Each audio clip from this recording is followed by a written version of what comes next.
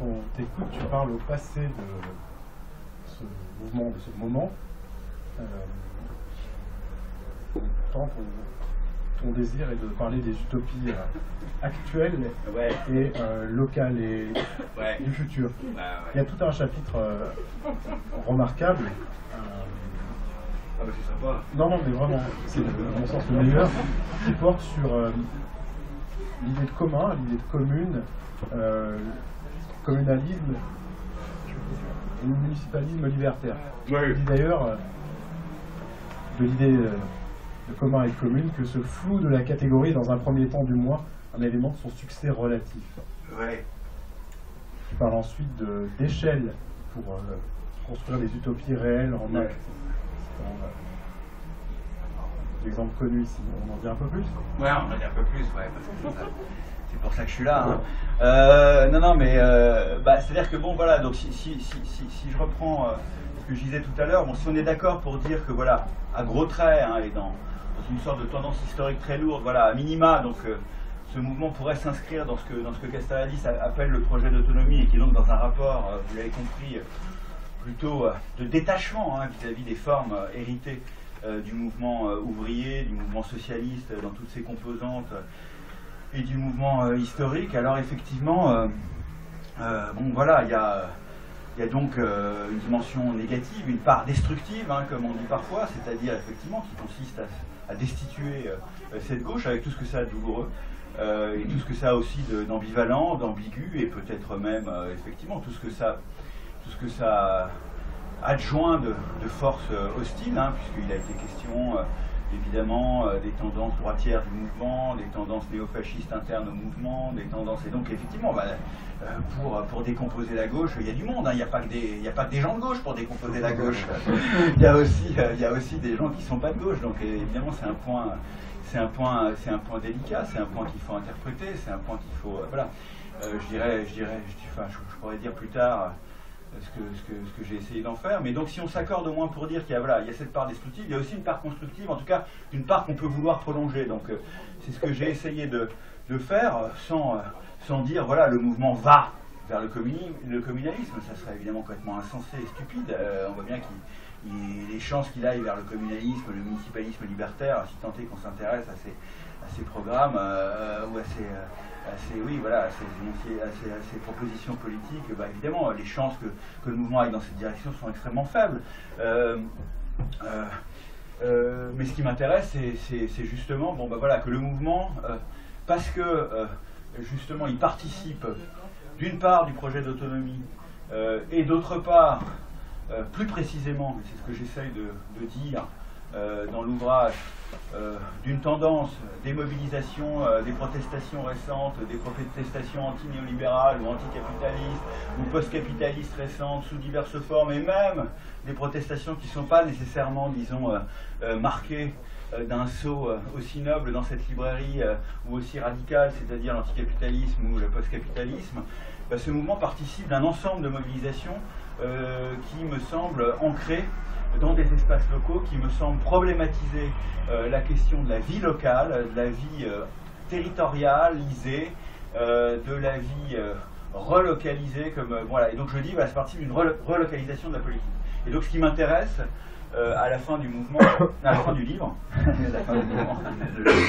le lapsus est intéressant. Bon voilà, à la fin du livre, qui n'est pas la fin du mouvement, qui est un point d'étape, ce qui m'intéresse, c'est de voir quel est l'écart qui nous sépare aujourd'hui de ces tendances à la relocalisation de la politique, dont le mouvement des places, dont la ZAD, dont Nuit debout, dans des fractions sociales extrêmement différentes de celles des Gilets jaunes, et c'est ça qui, à mon avis, donne une certaine robustesse à cette hypothèse d'une relocalisation de la politique, en tout cas positivement, c'est que ça touche des groupes sociaux qui sont effectivement très différents, dans des pays aussi très différents, et que ça fait que ça s'appuie aussi sur des difficultés à politiser d'autres lieux, comme évidemment les lieux de travail, et effectivement si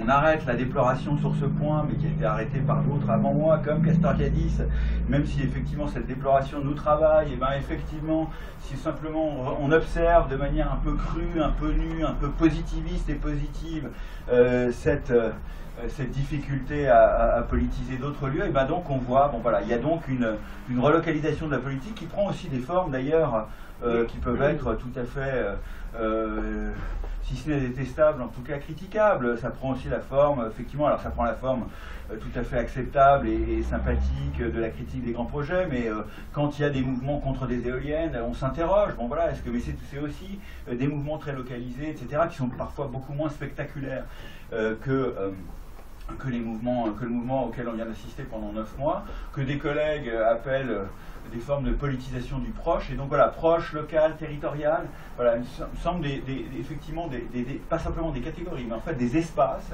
qui sont de plus en plus investis politiquement. Bon voilà, donc ça m'interroge. Bon, mais effectivement, c'est souvent investi de manière très très temporaire, très éphémère, sans déboucher, comme disent les commentateurs ou les professionnels de la Révolution, sans organisation suffisante, sans cristallisation assez forte. Et donc effectivement, la question se pose du passage entre ces formes de relocalisation de la politique que je crois observer dans une série relativement récente, qui sont une des modalités, disons, que prend ce projet d'autonomie de beaucoup plus longue durée, hein, puisque pour Castoriadis, il est pluriséculaire, et en tout cas, il est marqué à partir de la Révolution française et des Lumières. Mais en tout cas, c'est effectivement la question du saut, des modalités du saut entre la relocalisation de la politique et ce que j'appelle la repolitisation du local. Ce saut-là, il me semble qu'il faut essayer de le penser à nouveau. Voilà, bon, justement, sans s'engouffrer immédiatement dans des programmes déjà donnés, sans fétichiser le local. C'est un état objectif, selon moi, des luttes actuelles, et donc on ne va pas commencer à dire ah oui, mais le local c'est que le local, c'est tout petit le local, on sait très bien qu'on ne va rien faire avec le local. Si on part avec ça, on va jamais pouvoir interroger ce saut, cette brèche qui existe entre la relocalisation de la politique et la repolitisation du local. Donc sans jugement en quelque sorte, ou sans préjugés déjà donnés. Donc c'est ce que j'essaye de faire de manière tout à fait esquissée, et ce qui fera l'objet, teaser, d'un prochain travail. Voilà, mais effectivement, ce que j'essaie de faire en disant, voilà, bon, ben, effectivement, oui, voilà. En fait, il y a un travail énorme à faire, quoi, si on veut penser ce rapport entre relocalisation de la politique et repolitisation du local. Et ce travail, c'est pas simplement le travail d'un chercheur plus ou moins en chambre ou en bureau, comme je peux l'être, disons, une grande partie de la journée. C'est un travail qui a déjà été fait, je veux dire, dans le mouvement lui-même. C'est-à-dire que je ne m'appuie pas simplement sur mes propres lubies ou sur les lubies anarchistes ordinaires. Voilà, je m'appuie effectivement sur aussi un travail que j'ai vu faire dans le mouvement, alors certes dans des fractions marginales, mais qui ont probablement intéressé une partie des gens qui sont présents ici, c'est-à-dire bon, bah, dans les assemblées des assemblées qui sont réunies à partir de Commercy, de Saint-Nazaire, de Mont-Soleil-Mines, et qui ont très vite évoqué, dans des familles d'ailleurs politiques assez différentes, bah oui, le municipalisme libertaire. Voilà, bon, j'ai été frappé, pour faire un peu de publicité camaradesque ou amicale, j'ai été frappé par un numéro de CQFD qui est sorti pendant le mouvement, hein, qui portait justement sur municipalisme libertaire et communalisme, qui est une forme après tout du communisme véritable. Et bien effectivement, j'ai été frappé de voir que ce numéro sortait en mars 2019 et bon voilà, parlait aussi du mouvement. Et essayer de faire un premier bilan critique, hein, à la fois des expériences récentes, par exemple en Catalogne, de réappropriation du pouvoir municipal, mais aussi d'autres expériences historiques. Donc en fait, il y a un travail massif à faire pour reprendre cette question, disons, de la commune, qui est une des modalités de la nouvelle problématisation du communisme, dont on voit qu'elle traverse beaucoup de courants de pensée critique et beaucoup de groupes disons, révolutionnaires ou agités de toutes sortes depuis 89, hein, pour des raisons évidentes. C'est que le communisme, disons, historique ou le communisme étatique s'est effondré, et donc on regarde ailleurs dans l'archive historique. Et donc cette archive, me semble-t-il, voilà, elle demande à être travaillée. Elle est travaillée déjà, hein, d'ailleurs, par des collègues nombreux, Pierre Sauvette, Paula Cossard, que je cite, et d'autres. Je pense qu'il faut y aller travailler à l'étranger, bien sûr. Voilà, donc ce travail est à faire. Et donc j'essaye de le faire de manière tout à fait esquissée, y compris en incluant d'ailleurs des expériences historiques qu'on ne verserait pas immédiatement, disons, du côté de l'archive, justement, du pouvoir communaliste, comme celle des kibbutz en Palestine, en tout cas avant 48 et disons même avant 70. Il y a un livre qui m'a beaucoup frappé il y a un an, qui pour moi été lumineux, qui s'appelle Les kibbutz et l'anarchie, mais c'est pas exactement ça, aux éditions de l'Éclat, par James Horrocks, ou l'expérience des kibbutz et l'anarchie, que je recommande à toutes et à tous, hein, justement si on veut avoir une vision un peu longue durée sur le caractère socialiste libertaire ou socialiste radical d'une partie du projet sioniste dans son départ, et ben effectivement c'est un livre à lire impérativement. Et donc voilà, donc il y a une tradition multiple qui à la fois existe du côté, disons, des pointes, à mon avis, autocritiques les plus aiguës du mouvement socialiste historique. Je place Landauer, Buber, les kibbutz dans cette tradition, hein. Et puis du côté des pointes, disons, les plus actuelles et peut-être en partie les plus justement expérimentales, avec ce que ça implique d'impureté du mouvement écologique, hein. Et je me suis aussi intéressé à un livre qui vient de sortir aux presses universitaires de France, de Luc Semal. Je fais beaucoup de publicité pour les autres livres parce que c'est un travail collectif, ces affaires, hein. Si on croit que c'est un travail individuel, eh ben on se trompe, on se met le doigt dans l'œil jusqu'au coude, hein, comme on dit. Ben effectivement, de Luc Semal, qui a étudié notamment les villes de transition, hein, et des projets utopiques écologiques qui sont à la fois discutés dans des trucs tout à fait, des films de Dion, mais qui sont en fait des choses plus intéressantes que ce que montrent ces films. Et donc voilà, il faut regarder ça aussi. Donc oui, je me suis intéressé, disons, à cette archive en essayant simplement de montrer, voilà, que ça ne suffisait pas d'être dans une sorte de fétichisme du local, du municipal, du proudonisme ou du néo-proudonisme fédératif, où on partirait, voilà, des communes pour construire peu à peu des poches d'autonomie qu'on fédérerait, etc., comme effectivement une grande partie de la tradition anarchiste nous l'a enseigné ou nous l'a légué, qu'effectivement, bon, bah voilà, il faut à la fois faire un inventaire critique des échecs et des réussites de cette tradition communale, et en même temps, ben, effectivement, reposer la question des échelles du politique, mais en tout cas en partant du bas, et sans a priori déjà donné, qui nous renvoie au ping-pong infini qui a divisé justement les gauches et qui participe de leur décomposition historique, hein, parce que dans la décomposition historique de la gauche, il n'y a pas simplement le grand méchant capital et le grand méchant État et la répression et effectivement la saloperie du néolibéralisme qui n'a fait que s'accentuer, et que la crise de 2007 ou 2008 n'a pas permis disons, d'affaiblir, mais qu'elle a au contraire renforcé, etc., selon des modalités qu'il faudrait justement un peu décrire et qui sont décrites par plusieurs travaux à l'heure actuelle. Non, c'est pas uniquement ça. La décomposition de la gauche, c'est évidemment aussi les faiblesses internes de la gauche qui sont liées justement probablement à une mauvaise problématisation de ses propres enjeux. Alors je ne prétends pas avoir défini les enjeux problématiques les plus pertinents, mais je dis simplement qu'une de ces problématisations, disons, mortifères, bah, c'est précisément celle qui oppose historiquement, disons, les organisés et les spontanés. Et je dis qu'on gagne beaucoup à déplacer, même si évidemment hein, que ça ait traversé l'histoire de la gauche, que ça l'ait à la fois, qui a été un de ses moteurs et en même temps une de ses tragédies, c'est l'évidence, hein, qui pourrait dire le contraire. Mais au fond, si on est renvoyé au ping-pong des croyances, des choix, des options et des religions polarisées entre ces deux options, je crois qu'on ne va pas s'en sortir. Et donc ce que j'essaye de dire, c'est qu'il faut déplacer il faut déplacer les questions, mais à partir aussi de ce qu'on observe, hein, justement indépendamment de nos préférences, de nos prédilections, de nos dispositions, de nos histoires militantes, de nos prédilections théoriques ou pratiques, et se dire que voilà, peut-être que cette question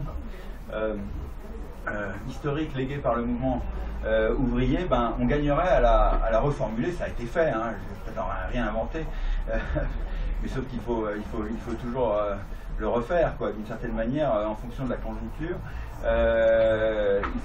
On gagnerait à la déplacer en la posant au niveau de la question des échelles, quoi. Voilà, la question des, voilà, évidemment, il y a plein de gens qui disent ça, hein, voilà, mais au fond, c'est peut-être plus profitable, plus intéressant, plus intégrateur, plus fédératif, plus synthétisable, de réinterroger l'articulation des échelles des politiques anticapitalistes ou post-capitalistes que de jouer au ping-pong entre organisé et spontané. Voilà. C'est ce que j'essaye de dire à la fin. Et donc du coup, je commence à poser ce chantier voilà, en commençant un inventaire, non pas critique exhaustif, mais simplement en essayant d'identifier quelques-uns des problèmes qui existent dans ces questions d'articulation d'échelle. Voilà, et en faisant dialoguer du coup des traditions théoriques et pratiques qui sont issues à la fois des courants marxistes et des courants libertaires.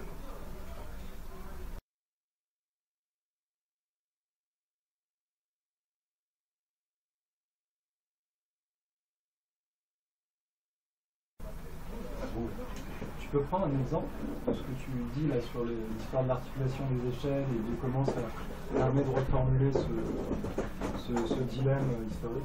Bon, bah alors, donc, si on s'accorde sur le fait qu'il y a une tendance à la relocalisation du politique, voilà, bon, bah, et qu'elle n'a pas lieu dans le monde du travail, bon, donc où est-ce que, donc la question qui vient après, c'est où ça a lieu, quoi, en quoi les ronds-points sont des symptômes d'une relocalisation qui... voilà, donc mon point ici, c'est que qu'est-ce qui s'est échangé qu'est-ce qui s'est espéré sur les ronds-points, ben, au-delà des questions d'argent, au-delà des questions de... ben, il s'est espéré une démocratie locale radicale. Hein, voilà. Donc une des formes historiques héritées de la démocratie locale radicale, ben, c'est l'Assemblée. Hein, voilà.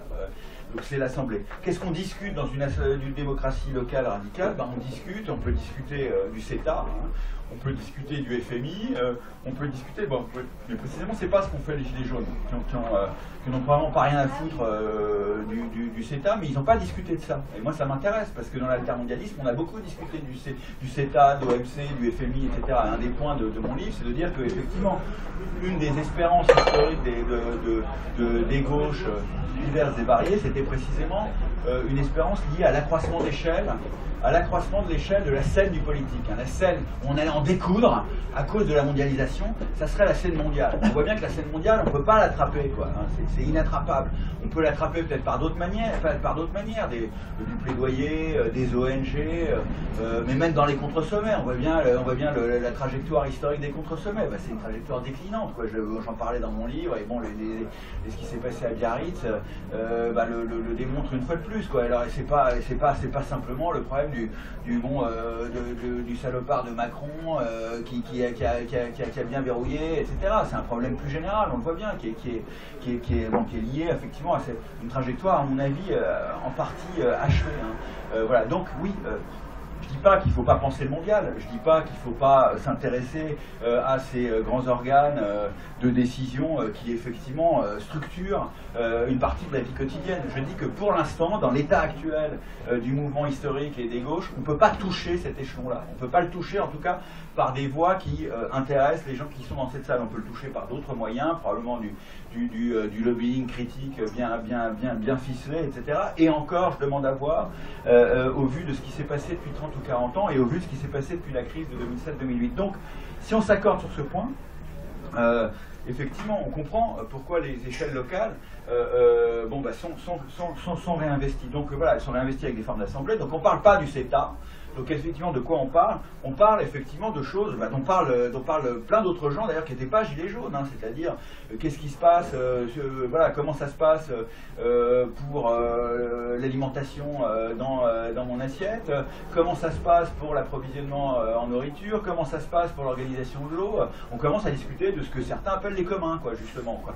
On commence à discuter aussi des services publics et de leur transformation éventuelle en commun, quoi. Bon, donc effectivement, c'est de ça qu'on commence à parler. Donc je dis qu'il y a deux pièces qui sont déjà là, disons, dans cette relocalisation de la politique ou dans cette repolitisation du local, c'est la pièce, disons, assembléiste ou d'assemblée, hein, l'exigence de démocratie qui prend pour l'instant la forme effectivement d'une délibération sous forme d'assemblée. Et puis la deuxième pièce, c'est la pièce discuter d'abord des enjeux quotidiens, des enjeux vécus, des enjeux proches, avant de discuter des enjeux macro, des enjeux abstraits. Je dis que le mouvement a radicalisé en fait la tendance historique à la critique de la représentation politique qui était, disons, le cœur du projet d'autonomie, en tout cas depuis les années 68 et pour Castoriadis depuis beaucoup plus longtemps, qu'il a radicalisé cette critique de la représentation, qui était une critique des représentants, en critique de ce que j'appelle l'abstraction politique, c'est-à-dire justement le détachement du discours politique vis-à-vis de l'expérience quotidienne et de l'expérience vécue, dont le discours sur le CETA est une modalité, quoi. Si je parle du CETA, le CETA c'est une pure abstraction. Je ne dis pas qu'il ne faut pas en parler, mais à qui ça parle, quoi? Ça parle à ceux qui sont déjà capables de lire le monde diplomatique. Qui a envie de lire le monde diplomatique, quoi? Bon, ben voilà, c'est des gens qui sont déjà, qui ont déjà, oui, je ne veux pas monologuer, hein, je vais finir ma phrase, et puis voilà, qui ont déjà un certain niveau d'éducation et qui ont envie qu'on problématise le monde à partir effectivement du FMI et du CETA. Bon, cette envie-là, elle n'est pas partagée par tous, donc, et certainement pas par celles et ceux qui étaient immédiatement sur les ronds-points. Donc du coup, il faut en tenir compte, quoi, voilà. Donc mon point, c'est de dire, voilà, il y a deux pièces dans le puzzle qui sont déjà posées. Une exigence, voilà, de problématisation de ce qui est vécu, de ce qui est local, de ce qui est proche, de ce qui est immédiat, voilà, et disons une exigence démocratique forte. Ça, c'est deux pièces, voilà. C'est deux pièces qui ont déjà existé à d'autres moments dans le mouvement historique, hein. Dans les soviets, c'était pas que des soviets d'usine, hein, si on veut. Il y avait aussi effectivement des soviets communaux, donc une partie de cette tradition, évidemment, est aussi à examiner critiquement. Donc, c'est tout ce que je dis. Donc après, il y a des gens qui ont une formule clé en main pour disons, articuler politiquement ces pièces, pour dire, énoncer politiquement et pratiquer politiquement cette plaie. Donc Chine, il a une idée, c'est le municipalisme libertaire, quoi. C'est l'idée, voilà, on va créer, on va militer pour créer des communes, on peut éventuellement se présenter aux élections. Il y a des gens qui connaissent mieux le programme de Bookchin que moi dans cette salle, j'en suis certain. Et effectivement, on va se réapproprier, disons, les conditions de notre vie quotidienne, les décisions à l'échelle locale, et puis après on va se fédérer, on va réorganiser la production sur cette base-là, et on va se fédérer comme ça. Bon voilà, mais il y a des gens qui objectent et qui disent, bah oui, mais ça c'est bien, c'est déjà très très important, et ça serait déjà, évidemment, dans la conjoncture actuelle, miraculeux, hein. Ça existe dans certaines poches régionales de la planète Terre, et on peut, certains diront le Chiapas, au fond, c'est pas le municipalisme libertaire, mais en tout cas, c'est une des modalités de cette réappropriation. On peut discuter sur ce point, il y a des gens qui connaissent le dossier, je ne le verserai pas au dossier d'un communalisme, je pourrais dire pourquoi dans la discussion. Il y a des gens qui vont dire, ah bah ouais, mais l'horizon municipaliste, c'est le Rojava, allez, on y va tous, soit mentalement, soit physiquement, et on va voir ce qui se passe. Là aussi, j'ai quelques doutes, mais effectivement, mes doutes importent peu. Ça participe, disons, de cette disons, tendance historique que j'essaye de décrire. Mais même si cette tendance était plus forte qu'elle n'est actuellement, je pense que nous ne serions pas exonérés de la question de savoir qu'est-ce qui se passe aux échelons supérieurs. Et donc c'est ça que j'appelle l'articulation du local. Et là, je m'appuie par exemple sur une critique marxiste, pas sur une critique, disons, voilà, qui viendrait critique marxiste du géographe David Harvey, qui m'intéresse beaucoup et qui dit, bah, tout ça c'est sympa, hein, les squats, comme à Montreuil ou ailleurs, c'est sympa, les communes rurales ou plus ou moins néo-rurales à droite et à gauche, ou les quartiers libérés, etc. Mais de toute façon, ça rentre parfaitement, disons, dans ce qu'on pourrait appeler l'axiomatique générale, disons, du néolibéralisme territorialisé, ou de la gouvernementalité territoriale du néolibéralisme, parce que c'est quoi cette gouvernementalité? C'est une gouvernementalité qui met en concurrence des territoires et qui peut tout à fait s'accommoder au fond de poches d'autonomie. Et d'une certaine manière, le Chiapas, si on le juge à l'échelle de l'État mexicain, c'est une bonne illustration, malheureusement, de ce fait, parce que le Chiapas peut continuer 100 ans. Hein, l'État mexicain n'en a plus rien à foutre. Et effectivement, il n'y a même plus un projet d'élimination, d'éradication, de répression des zapatistes. C'est fini ce projet. Il y a éventuellement un projet il a existé au début du mouvement, mais il y a éventuellement un projet, disons, de conversion d'un certain nombre, disons, d'indigènes zapatistes à d'autres modes de vie que le mode de vie proposé par le ZLN, mais il n'y a certainement pas un projet de répression du mouvement ou d'éradication du territoire. Le territoire peut exister, alors qu'il est vaste, pendant effectivement des décennies sans que ça gêne personne, et on continuera à publier des livres enchantés ou sympathiques sur ce mouvement, que par ailleurs j'apprécie énormément et auquel j'ai rendu visite comme d'autres. Mais effectivement, je dis simplement que voilà, donc qu'est-ce que dit Harvey? Il dit voilà, au fond, on peut s'accommoder dans l'état actuel du capitalisme néolibéral d'une concurrence entre territoires autonomes, y compris de territoires, disons, libérés, avec des territoires, avec des ghettos de riches à côté, qui sont d'une certaine manière, disons, la version, disons, comment dirais-je, la version des territoires libérés pour les dominants, quoi. C'est la gated community, quoi, avec les gardes à l'entrée. Voilà, c'est le territoire libéré des super riches, hein. Et on voit bien que cette fiction, enfin plutôt cette pratique du territoire libéré des super riches, elle n'est pas du tout amenée à se défaire. Non seulement elle se développe à cause de l'accroissement des inégalités qui est bien documenté, comme vous le savez si vous lisez la presse aujourd'hui, et d'autre part, elle se développe aussi pour des raisons écologiques, qui ont été documentées par d'autres, c'est-à-dire que les riches, les super riches, font de plus en plus sécession territoriale pour maintenir un mode de vie carboné, ou en tout cas, disons, qui utilise beaucoup de ressources, etc. Donc c'est ça, hein, aussi qui est voilà. Donc effectivement, la question d'Harvey, c'est une question importante. C'est une question qui consiste à dire, voilà, est-ce qu'au fond, même si on développe tous des communes libres, éco-socialistes, autogérées, est-ce qu'on va être vraiment à la hauteur de la tâche historique qui nous attend, qui n'est pas simplement définie par l'horizon de la Révolution ou de la prise du palais d'hiver dont on parlait autrefois, mais qui est aussi définie par effectivement l'horizon catastrophiste ou catastrophique plutôt que promet la destruction de la planète.